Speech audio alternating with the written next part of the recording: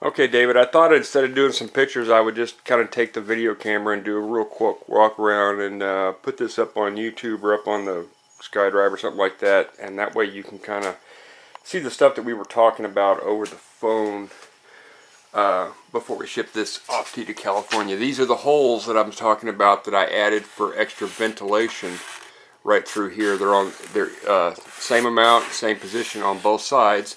This helped cool the batteries that I had in here, which are two 3S's. One that sits here, and the other one that sits. Actually, I modified this nose section. The other 3S battery sits all the way up here, and then the other battery sits right here. And as you can see, I was using EC5 connectors on mine. I know you're wanting to rig it for a 6S, and I believe you said somewhere right back in here. I'm kind of curious to see how you're going to get it back in there. This is my receiver that I'm going to take out. Everything else will pretty much stay in there. The one module that's buried down underneath this wire spaghetti mess right here, that EMS sequencer module that I use for the wing for my Futaba radio, I'll also take out. That's probably about it. This thing does have the stock fans in it. I thought it had the different fans in it, so we really don't have a problem there. So it'll have in it what you wanted in it, which were the stock fans and so forth there. The ESCs will stay. I'm going to kind of tilt it up here.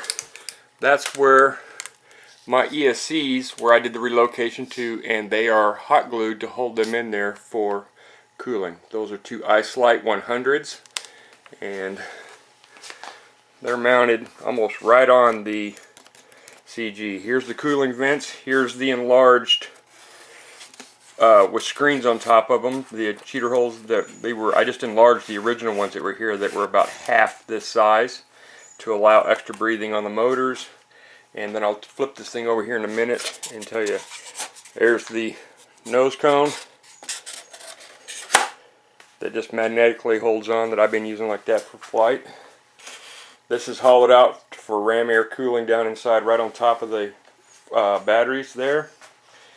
You can see the same vent holes here I did with the screwdriver. Just heated it up and then at an angle, about 45 degrees, these guys are angled back in like this. So that the air rushing across the fuselage in flight and in movement helps shoot cool air up into this area, which wasn't getting adequate ventilation and causing the batteries to really puff up. There's two here. Two here. You'll see the line of them here. I put another line of them here, right below the deal here. Here, underneath the strake. It's actually on both sides of the strake. Same on the other side, like I was showing you earlier. There's the pilots I have in mind. These are the Hobby King pilots that I've repainted up in American uniforms, as opposed to the stock pilots. Kind of see if we can get down in there, but anyway, I'll leave these guys in there.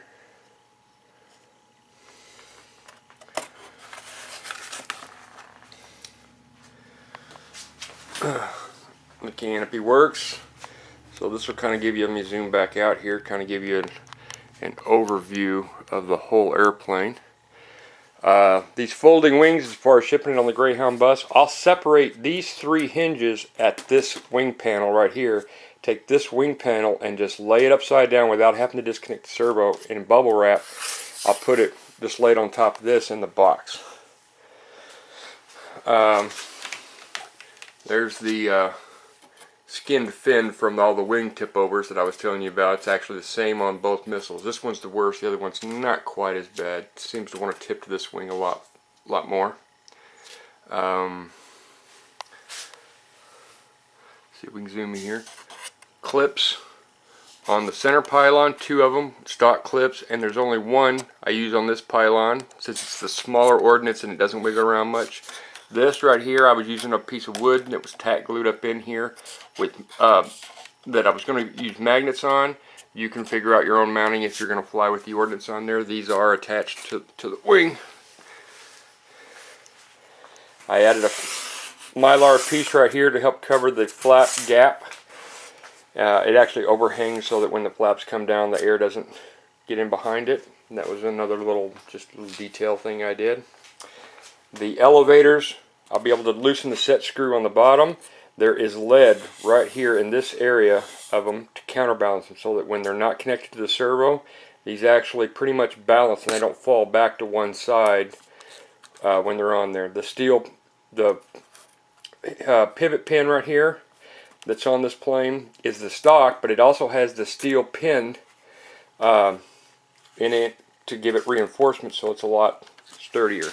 The servos in here, I believe, are HK939s, metal gear servos on the elevators.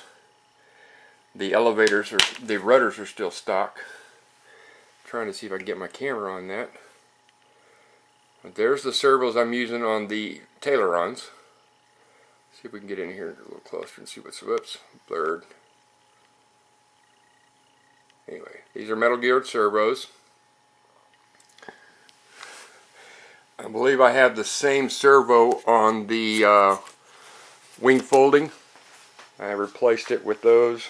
The stock ones shortly burned out after use. But there's really no surface damage at all other than typical hanger ash from hanging around. The hatch in the back that I did is still there. I have actually used aluminum tape to cover up the original ESC holes. If you want to pull this off, easy to put ESCs back into this location if you want, though I don't recommend it. Be right there in front of your fan, and then there's a channel cut all the way up the turtle back to the front for the ESC wiring, and I enlarged it because this section of the airplane, right following the panel lines, this big square jagged area right here, was cut completely out, changed to lay the ESC wires in here to accommodate the ESCs being placed up here instead of back here, and then this was epoxied back on. So this doesn't come back off as a hatch, but if you wanted to recut it to get access, you'd have to do that, recut it. And it's cut along the panel lines. You can't even tell it was removed because of the panel lines. This is removable just for any kind of access. There's a few connections here, and was done originally, and it's held on with rare earth magnets really tight. There's actually, I believe, 3. 2 in the front and 1 right here in the back square middle. And it's cut along the panel line. You can see that when it's put back on, you can't even see that there was anything done there. Okay, let me move the canopy away here. Set this camera down for a second, and I'll flip this plane over to look at the bottom.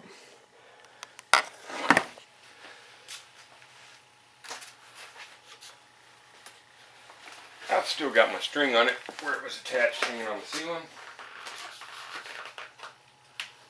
And we'll real gently set that down there on top of that.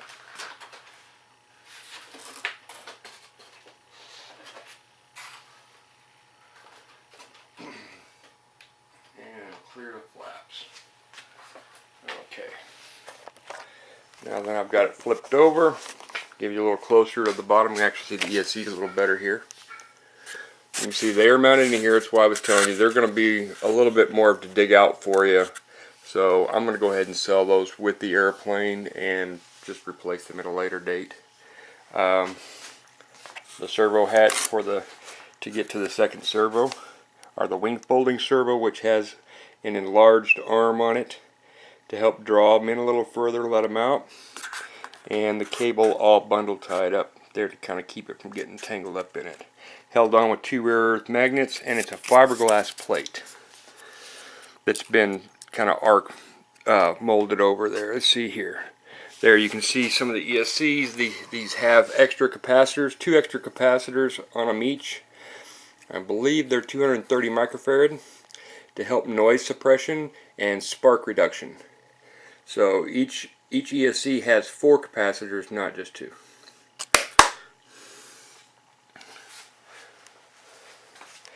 Here's more of the cooling vent holes I put in the bottom to allow some exit air. You can kind of see the ones there again I was showing you earlier on the bottom. Most of the nose wraps and landings and stuff is going to be right here. I just never painted over this. This is a piece of aluminum tape. where it gouged off one of the antennas and kind of took off a chunk of foam. I put aluminum tape on it. I've just never gone back and repainted this gray. It actually kind of looked like a silver panel, so I left it. But most of the surface detail that was down here, like we were talking about before, and across here, it's had two belly landings. So that's right there. It's probably the worst of the hanger rash that is on the airplane right there, where it's been kind of chewed up. Probably hit some gravel or some weeds or something. I just hadn't gotten back to it since the last flight. Cooling holes on the bottom. You saw the vents on the top that I told you were cheaters. On this one, you can see within the details that are on the surface here, I did the same thing, hot screwdriver thing here, and at 45 degrees made like pepper vents to kind of blend with the other decals that are on here to allow more intake air so that the fans could breathe better. And these are what I'm talking about. I actually didn't cut a hole like I did on the MiG and do a vent deal here, but I did pepper holes instead to kind of help disguise it. On the MiG you were asking about, what you couldn't see is on the bottom, is now you can. There are actually two big metal mesh vents I cut right here, which are directly in front of the fans. You can see the spinners inside there, and that's my cheater holes, is how I get my extra performance out of the MiG-29. On the F-18, I did it on the top. Since there was already a set of cheater holes there, or vents, I just enlarged them, and then on the bottom I did this so that it's not so obvious and still allows air to be sucked in from the bottom here, as opposed to the intake, since the irregularity on the intakes on this plane are pretty great. Let me see if I can zoom in down the intake there. You can kind of see it's all because of this right here and that rod interruption that I did that. And it'll help the F-18 quite a bit. Everything is still in good shape. Like I said, we'll separate right here. I'll surgically remove the joints or the glue from this and actually separate this from the joint and leave these hinges in here, since they're partly underneath this pylon, and it won't tear up too much to allow you to put it back on there. But anyway, these three hinges from this side of the wing panel, and won't have to even mess with this connection here for the servo, aileron servo, and then just take this wing and detach it so that it narrows the profile for a smaller box.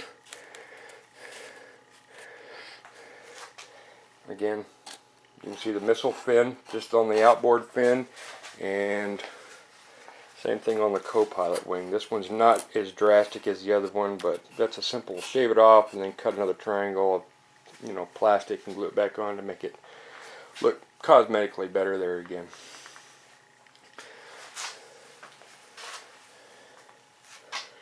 These are what I was talking about right here. This set screw will just come out of the groove, disconnect the servo clevis. This just slides right off, and inside the pin that's actually part of this is actually embedded all the way from end to its farthest other end, which is probably about that long. You've seen them. Is actually embedded with about a 1/4-inch steel rod. So there's no chance of ever breaking them like they were when they were in plastic form. I doubt if they'll even bend because it's so thick. It's actually the steering rod from for an RC-10T car. I don't think I did. Yeah, I didn't do the ball mod on this one because we didn't really play around with the thrust vectoring that much.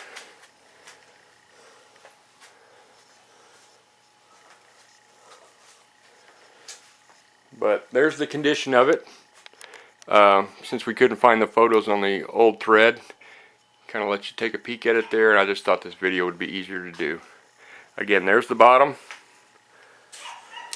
Nose cone just comes right off, goes right back on.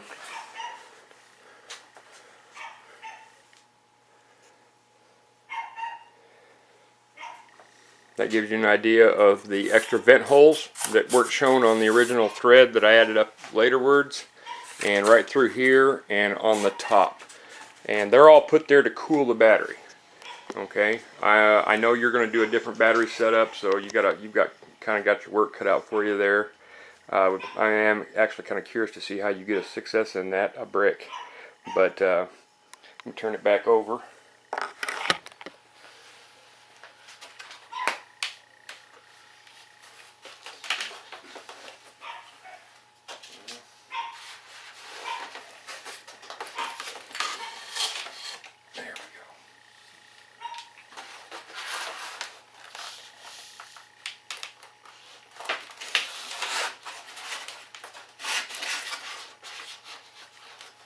This is actually my custom stand made just specifically. These top adapters I made for this stand for this airplane and my MiG, so they actually support it right in the perfect place without interrupting any of the control rods or anything like that. And that was the new way I was going to transport it. That's what these angled adapters are I put on this for the jets with narrower profile. In the wheel well, I forgot to show here.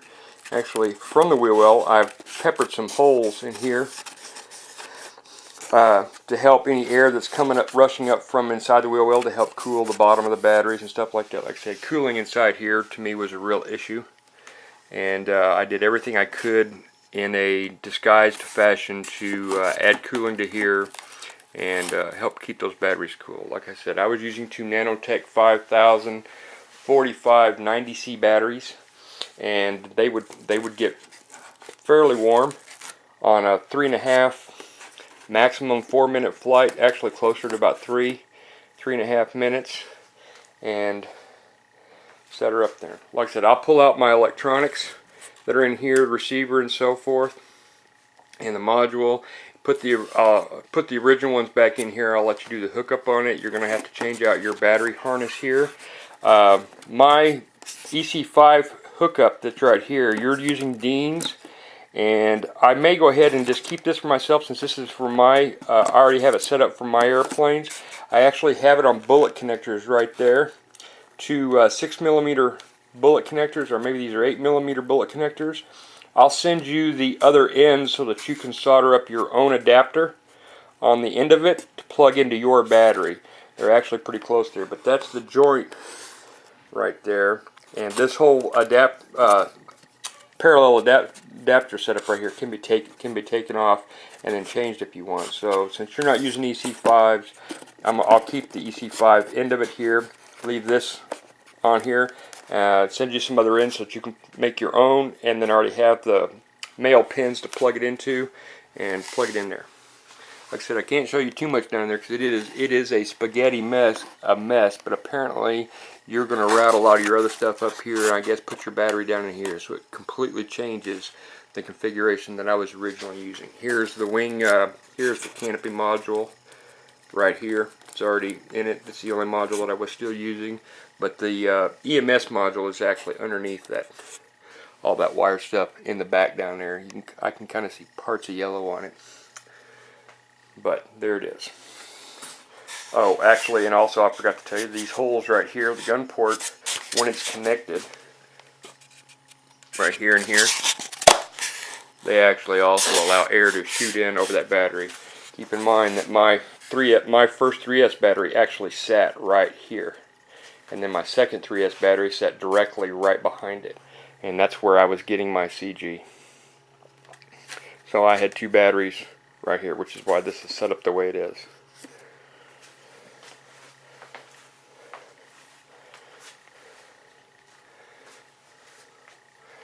Now let me put the canopy back on it so it's all buttoned up.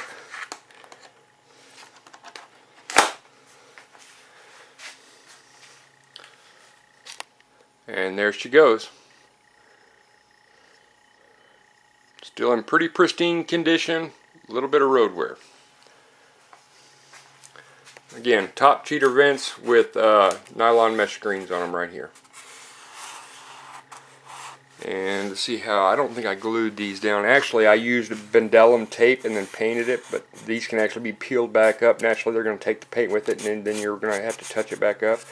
But they're just stuck down with Vendellum tape. that's been painted back over to disguise it. But there are originally 2 cheater holes here, just that mine are twice the size of what they originally were.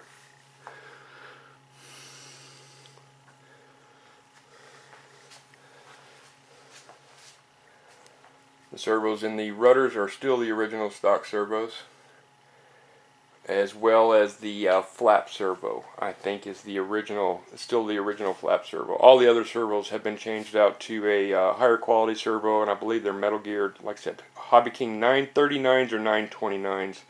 I can't remember which right now. The print on them is really small to read, but it says right on the label. Anyway, I'll get this posted up, and they'll give you something to look at for the plane, and then we'll get back together later this week and kind of wrap up this deal. Thanks a lot. Bye-bye.